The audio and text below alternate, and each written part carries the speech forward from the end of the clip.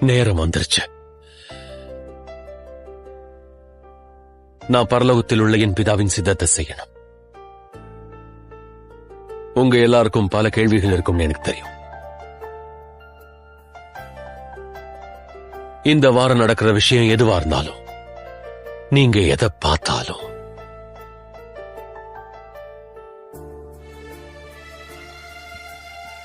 உணர்ந்தாலும், நினைச்சாலும்,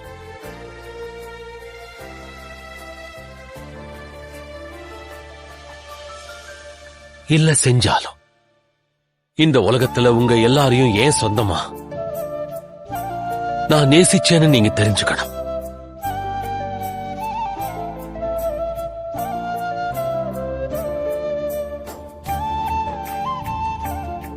உங்களை கடைசி வர நேசிப்பேன்.